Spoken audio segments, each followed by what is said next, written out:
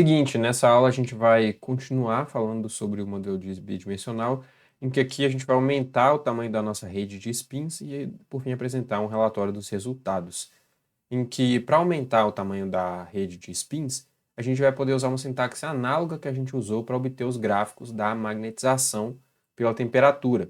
Só que o que a gente vai fazer de diferente dessa vez? A gente vai manter o J fixo, igual a 1, e a gente vai variar o N, que é o tamanho da rede. Dessa forma, a gente vai obter o comportamento do sistema à medida que n aumenta, porque é isso que a gente vai querer estudar agora. E, tal qual acontecia no outro caso, a gente vai ter um aumento no tempo do algoritmo à medida que a gente vai aumentando os parâmetros. Então, sendo assim, a gente vai restringir os valores de n para 10, 20, 30, 40 e 50. Então, a gente vai fazer para esses tamanhos de rede aqui.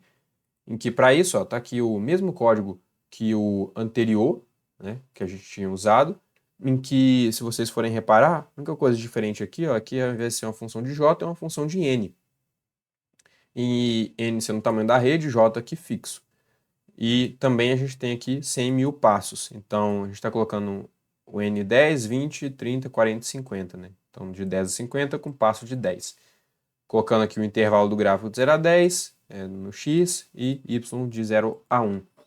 Então, fazendo isso, ó, a gente tem esse resultado aqui para magnetização em função da temperatura. Então, está aqui para rede 10 por 10, para rede 20 por 20, 30 por 30, 40 por 40 e 50 por 50. De forma que, à medida que a gente vai aumentando o tamanho da rede, a gente vai perdendo um pouco na qualidade do nosso gráfico aqui, porque a gente vai ver que a gente precisa aumentar também essa quantidade de passos. Só que não dá para fazer isso, pelo menos no meu caso aqui, por conta do aumento da complexidade computacional e do tempo significativo que aumentaria para rodar esse algoritmo. Então, por isso que eu tenho que ter essa restrição.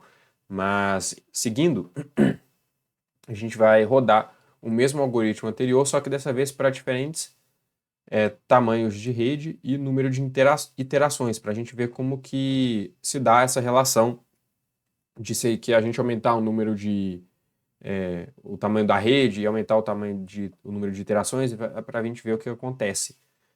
Que a ideia é ter uma ideia do comportamento qualitativo do sistema, em que aqui, ó, vou construir três gráficos, G3, G4 e G5, em que o G3 é para uma rede de 10 por 10, estou colocando 20 mil passos, mantendo J igual a 1. Aqui, rede tamanho 20, 100 mil passos. E aqui uma rede de tamanho 50, 300 mil passos. E aí, levando isso em conta, novamente eu não vou rodar aqui os códigos, porque vai levar bastante tempo e eu já tinha rodado eles anteriormente.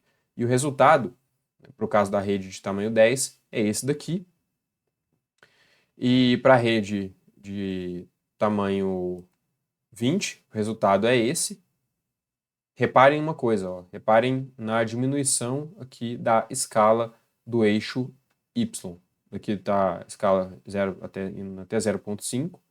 Aqui já diminuiu, ó, até 0,2, que é para a nossa rede de tamanho 20. E aqui, ó, se a gente for no G5, a gente tem uma escala ainda, um eixo y, né, ainda tem um valor ainda menor, que é 0,08, que é para a nossa rede de tamanho 50 com 300 mil passos. Então a gente tem esses gráficos aqui, em que a partir deles a gente vê como que se dá o comportamento do nosso sistema à medida que a gente vai aumentando o tamanho da rede e aumentando também o número de iterações. Em que qualquer ideia, o que a gente pode concluir a partir disso tudo, não só do que a gente fez aqui, né, mas do que a gente fez na aula passada também. Na parte referente ao gráfico da magnetização em função da temperatura para diferentes valores de J, a gente pode perceber que ao aumentar o valor de J, o valor da temperatura crítica vai aumentando, de forma que o ponto em que ocorre a transição de fase vai sendo transladado para a direita no gráfico, ou seja, a temperatura crítica vai aumentando. Então, de fato, ó, se a gente voltar aqui na magnetização em função da temperatura, a gente viu que, à medida que a gente vai aumentando o J, ou seja, o nosso acoplamento entre os spins, a força do acoplamento, a temperatura crítica ela vai aumentando, em que essa temperatura aqui é a temperatura para ter a transição de fase. Então, essa é uma das nossas conclusões. Voltando lá. E de forma que quando a gente plota a solução analítica, que é a solução de Onsanger, e superpõe os dois gráficos, a gente vê que tem um relativo bom acordo entre os dois gráficos com relação à temperatura crítica, sendo de aproximadamente 2,34 aqui para o primeiro caso, né, da magnetização em função da temperatura de J igual a 1. Então, aqui ó, a gente tem o gráfico G1 e o G2 superpostos, em que aqui está J igual a 1, 2, 3, 4 e 5, em que para isso eu estou usando a função show, que eu já mostrei em aulas anteriores, né? Estou colocando o plot range all aqui, tudo. Então eu estou superpondo esses dois gráficos com a função show. E aqui a gente vê nitidamente ó, que aqui no gráfico vermelho é a função analítica e o gráfico azul seria o nosso modelo, o resultado do nosso modelo, em que apesar de não estar tão bom assim, a gente consegue ainda assim ver esse padrão aqui em que tem esse bom acordo entre o resultado do nosso modelo e o resultado analítico para os diferentes valores de J, né? E além disso, dos outros gráficos que a gente tinha construído agora há pouco, o G3, G4 e G5, esses aqui, ó, que é os que a gente aumentou o tamanho da rede, a gente vê que aumentar o tamanho da rede, a gente precisa aumentar o número de iterações para que o algoritmo produza gráficos melhores. Isso não é surpresa. Por quê? Porque aumentar o tamanho da rede, a gente vai aumentar, consequentemente, o número de spins ali na nossa rede. E sendo assim, se a gente está aumentando o número de spins, a gente precisa de um número maior de iterações para que o nosso algoritmo dê conta da crescente complexidade do processo. Então, se a gente aumenta a rede, a gente precisa aumentar também a quantidade de iterações para ter resultados confiáveis.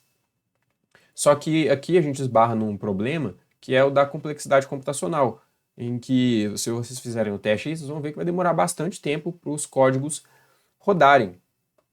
Então, sendo assim, a complexidade computacional joga de forma desfavorável a gente, só que ainda assim a gente consegue ver uns resultados a partir dos exemplos que eu coloquei aqui, em que, como a complexidade vai aumentando, eu restringi o tamanho da rede e o número de iterações. E agora, ó, eu estou superpondo os gráficos 3, 4 e 5 para ver o comportamento. E a gente vê que, de fato, para o primeiro gráfico, a gente tem um relativo bom gráfico, na magnetização em função da temperatura, só que para os outros, a gente já vê que essa qualidade ela vai caindo, né?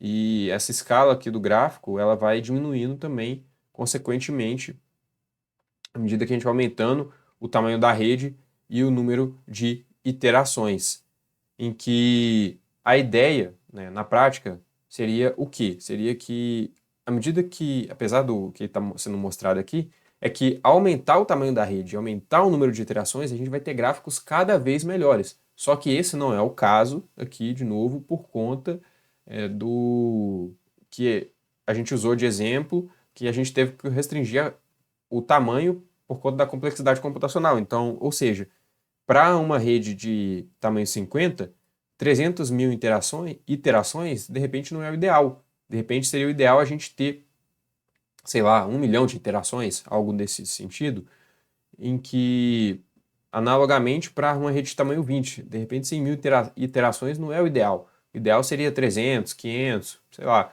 uma quantidade de iterações. A gente teria que fazer o teste para ver a quantidade de iterações ideais para a gente ter bons gráficos, assim como a gente teve nesse caso aqui, né? Relativos bons gráficos, igual a gente teve nesse caso aqui, em que é, por exemplo, né, aqui, ó, superpondo esses três, a gente vê que a magnetização em função da temperatura, ela não tem o mesmo comportamento, né? Ou seja, a gente não vê aqui aquela curvinha, como a gente viu no primeiro, nos gráficos G1, né, por exemplo, essa curvinha aqui, ó.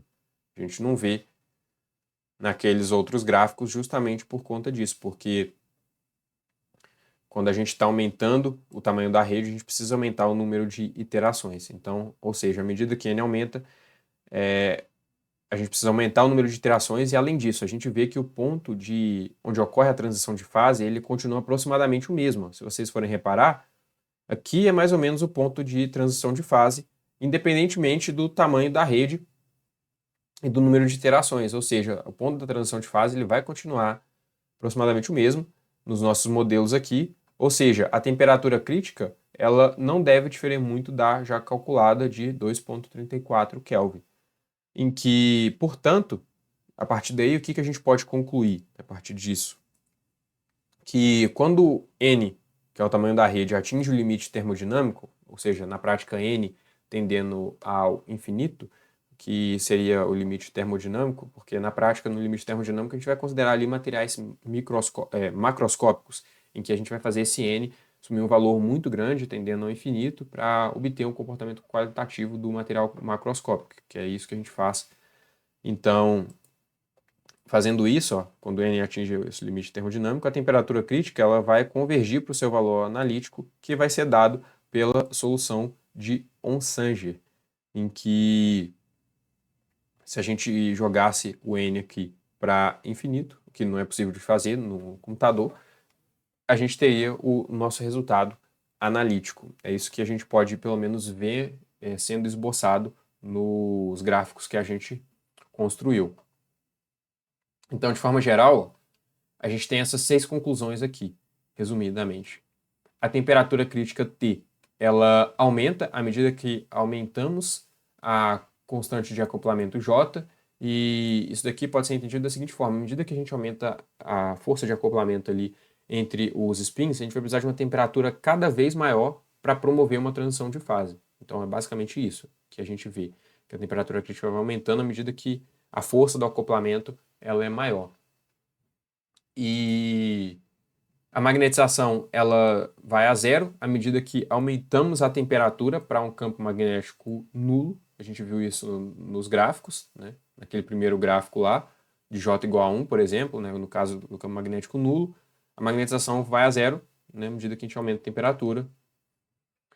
E o algoritmo de Metrópolis, os algoritmos de Metrópolis, porque tem mais de uma implementação de algoritmo de Metrópolis, o que eu trouxe aqui é só uma delas, modelam bem a transição de fase ferro-paramagnética no contexto do modelo de Ising. Ao aumentar o tamanho da rede quadrada no modelo de Ising, a gente aumenta também o número de iterações necessárias para uma boa descrição da transição de fase. É isso que a gente viu aqui nesse nosso caso. E aumentando o tamanho da rede e o número de iterações, de forma a obtermos o limite termodinâmico, a gente tem que a temperatura crítica deve convergir exatamente para a solução de Onsager, que é isso que eu falei aqui, né, que era o que estava sendo esboçado pelo nosso gráfico aqui. Ao aumentar o tamanho de n e o número de iterações, pegando o limite termodinâmico de n, a gente vai ter a solução de Onsager sendo reproduzida, que é a nossa solução analítica. E ao usar, por fim, né, ao usar o algoritmo de Metrópolis para redes pequenas e para um número baixo de iterações, são esperados erros estatísticos que vão resultar em gráficos aquéns do ideal, como foi o caso aqui. Só que é aquilo que eu falei. A gente tem redes pequenas, relativamente pequenas, e um número baixo de iterações. Então, a gente tem esses erros estatísticos, de fato, influenciando no nosso resultado. Só que, ainda com esses erros estatísticos, a gente conseguiu extrair relativamente bons resultados, ou seja, resultados que têm uma boa concordância com os modelos analíticos. De fato, os nossos gráficos aqui, por mais que não sejam os melhores do mundo, permitiram com que a gente vislumbrasse certos comportamentos do nosso sistema e fizesse uma comparação com o nosso modelo analítico. E, por fim, é isso que eu queria tratar do modelo de Ising.